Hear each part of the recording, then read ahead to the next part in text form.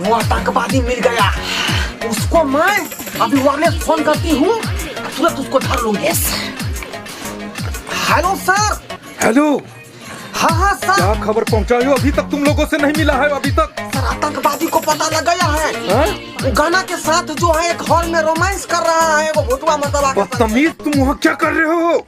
फौरन उसे पकड़ो। इंडिया की सारी सरकार हमारी बैंड बजा रही है और तुम वहाँ पे डांस और रोमांस देख रहे हो। सर मैं अभी उसको मैं अरेस्ट करती हूँ। फौरन उसे अरेस्ट करो बेहुदा। फॉलो मी, जल्दी अरेस्ट कीजिए। Let's go.